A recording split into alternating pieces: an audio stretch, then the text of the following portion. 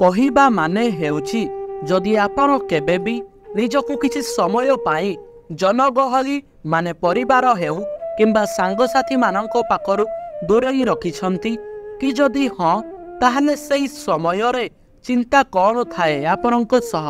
ମୁଁ କହି ରଖୁଛି କି ଆପଣ ନିଜକୁ ଅଲଗା ରଖିବା ସମୟରେ ଅନେକ କଥା ଚିନ୍ତା କରିଥାନ୍ତି।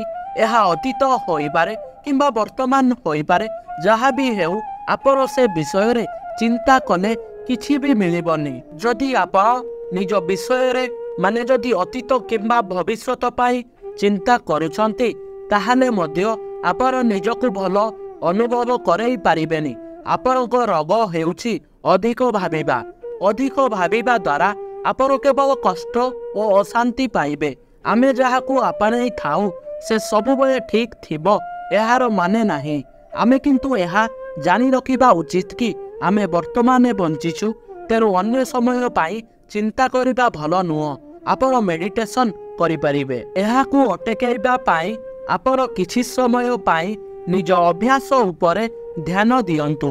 ନିଜେ ନିଜକୁ ଅଭ୍ୟାସରେ ପକାନ୍ତୁ, ଦେଖିବେ ଆପଣ ଏଥିରୁ ମୁକ୍ତି ପାଇଯିବେ। ଅର୍ଜୁନ ଗୀତାରେ ଭଗବାନ ବିଷ୍ଣୁଙ୍କୁ ପଚାରିଥିଲେ କି ମୁଁ ଜଣେ ଦେବପୁତ୍ର ହୋଇ ଯଦି ଅତ୍ୟଧିକ ଚିନ୍ତାରୁ ମୁକ୍ତି ପାଇପାରୁନି ତେବେ ଗୋଟେ ସାଧାରଣ ମଣିଷ କିଭଳି ଏହି ଚିନ୍ତାରୁ ନିଜକୁ ମୁକ୍ତ କରାଇ ପାରିବ। ସେତେବେଳେ ଭଗବାନ କହିଥିଲେ କେବଳ ଅଭ୍ୟାସ ଦ୍ୱାରା ଆମେ ସବୁକିଛି କରିପାରିବା। ଆଉ ଏକ କଥା, କାହା ପାଇଁ ନିଜେ ନିଜକୁ କଷ୍ଟ ଦେବା ଅନୁଚିତ। କ'ଣ ହୋଇପାରିଥାନ୍ତି, କ'ଣ ହେବ, କ'ଣ ପାଇଁ ହେଲାନି, ଯଦି ହୋଇଥାନ୍ତି ତ କ'ଣ ହୋଇଥାନ୍ତି, ଏସବୁ ଭାବିବା ଦରକାର ନାହିଁ। କାରଣ ଆମେ ଅତୀତକୁ ଯାଇ ସବୁ ଠିକ୍ କରିପାରିବାନି। ଆଉ ଏକ କାହାଣୀ ଅଛି, ଦ୍ରୌପଦୀ କଦାଚିତ ଘୋର ତପସ୍ୟା କରିଥିଲେ ଓ ତାଙ୍କୁ ଭଗବାନ ବର ଦେବା ପାଇଁ ଯେତେବେଳେ ଆସିଥିଲେ ସେତେବେଳେ ସେ କହିଥିଲେ କି ତାଙ୍କୁ 5ଟି ଗୁଣ ଥିବା ସ୍ୱାମୀ ଦରକାର। ମାତ୍ର ଭଗବାନ କହିଥିଲେ କି ଏଭଳି ମଣିଷ ଆଜି ଯାଏ ତିଆରି ହୋଇନି। ତଥାପି ଦ୍ରୌପଦୀଙ୍କ ଜିଦି ପାଇଁ ତାଙ୍କୁ 5ଟି ସ୍ୱାମୀ ପ୍ରାପ୍ତି ହୋଇଥିଲେ।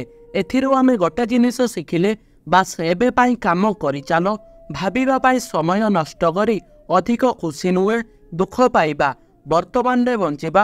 ଯଦି କିଛି ସମସ୍ୟା ଅଛି ତାହେଲେ ତାର ସମାଧାନ ବିଷୟରେ ଭାବିବା। ସମସ୍ୟାକୁ ଭାବିଲେ ସମାଧାନ ମିଳିବନି। ଆଶା କରୁଛୁ ଆମର ଏହି ଭିଡ଼ିଓ ନିଶ୍ଚୟ ଆପଣଙ୍କ କାମରେ ଆସିବ। ଯଦି ଆପଣଙ୍କୁ ଏହା ଭଲ ଲାଗିଲା ଅନ୍ୟମାନଙ୍କ ସହିତ ସେୟାର କରନ୍ତୁ। ଆମ ସହିତ ଯୋଡ଼ି ରହିବା ପାଇଁ ଆମ ଚ୍ୟାନେଲକୁ ସବସ୍କ୍ରାଇବ୍ କରନ୍ତୁ।